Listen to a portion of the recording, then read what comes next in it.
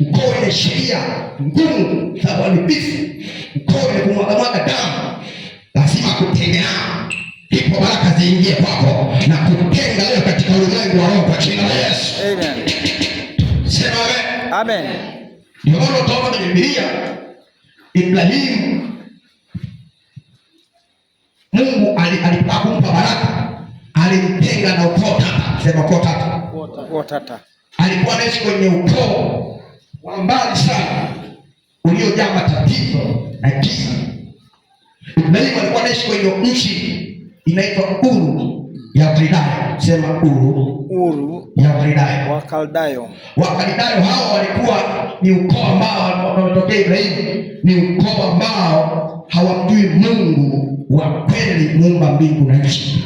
Walikuwa wanaabudu miungu mingine, wanatengeneza misanamu, wanajisujudia, wanaicha ile. Maandiko matakatifu yanasema, ukisoma kitabu kile cha Mwanzo 12 na ule mstari wa 1, sema amen. Amen. Mwanzo 12 na ule mstari wa 1. Fungua Biblia yako. Nasoma.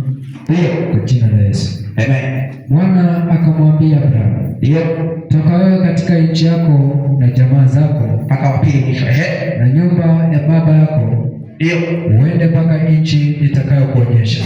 Ndio, nami nitakufanya wewe kuwa taifa kubwa. Nitakufanya wewe kuwa taifa kubwa, na kukubariki, na kukubariki, na kulikuza jina lako, na kulikuza jina lako, nawe uwe baraka. Sasa huyu Ibrahimu anatengwa na ukoo wake. Mungu anataka akaanzishe ukoo mwingine. Sasa huyu Ibrahimu katokewa na Mungu wa ukoo.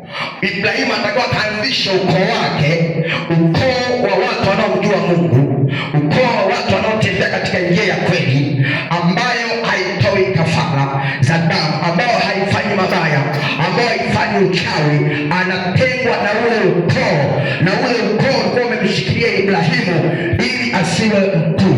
Ndani yake alikuwa na ukuu, ndani yake alikuwa ni taifa, ndani yake alikuwa na uzao mwingi, lakini alikuwa hana hata mtoto mmoja. Yamkini watoto walikuwa wanatumbwa mimba zinaharibika kwa sababu yupo kwenye madhabahu zinazotoa watoto kafara. Unanielewa? Unanielewa? Mshike mwenzako mkono, mwambie utengwe leo kwa jina la Yesu. Tengwe leo kwa jina la Yesu. Mungu akutenge na ukoo kwa jina la Yesu Kristo ni hai. Ukoo kwa jina la Yesu. Mungu anamwambia siwezi nikakubariki ukiwa hapa. Siwezi uwezi kuwa taifa ukiwa kwenye ukoo huu wa Mungu. Uwezi ukafanikiwa, uwezi kupata watoto ukiwa hapa. Lazima anasema nitalikuza jina lako. Kuna majina leo ni makubwa kwa sababu ukoo ule una baraka. Sema amen. Mwambie mwenzako jina lako litakuwa liwe kubwa. Jina la biashara yako litakuwa liwe kubwa. Sema amen. Jina litakuwa kubwa kwenye mtaa. Jina litakuwa kubwa kwenye wilaya, kwenye kata. Sema amen. Na jina litakuwa kubwa kimataifa. Hiyo inategemea jina lako limebeba baraka kiasi gani. Mwambie mwenzako jina lako linajulikana kwenye mtaa. Jina la biashara lako linajulikana kwenye mtaa. Sema amen. Jina lako lijulikane kwenye mtaa wako kwa jina la Yesu. Yesu makofi ya ushindi. Kumbe jina la Ibrahimu Mungu anataka alikuze liwe jina kuu la kimataifa. Lakini miungu ya ukoo, vifungo vya ukoo vimemfunga asifanikiwe, asistawi, asiendelee mbele. Amekwama hapo, ni tasa azai, ni kwa miaka mingi.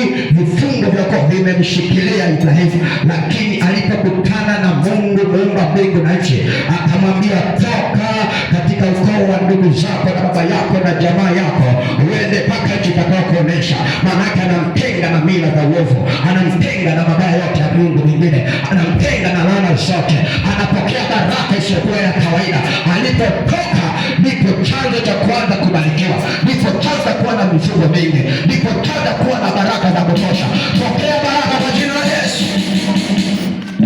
Haleluya. Na Mungu wake akampa maelekezo. Sema amen. Akamwambia unaanzisha ukoo wa mimi Mungu Mwenyezi. Mungu Ibrahimu anaitwa Mungu Mwenyezi. Sema Mungu Mwenyezi. Alafu akampa na sheria za ukoo. Sema amen.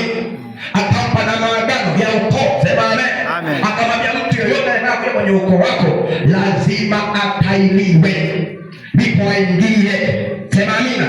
Sheria akiwa mtumwa wa kiume lazima atahiriwe ndio afanye kazi kwa Ibrahimu. Maana anaunganishwa kwa Mungu wa Ibrahimu, kwa Mungu wa Ibrahimu, na kutangazia wewe ulioko hapa kwa jina la Yesu.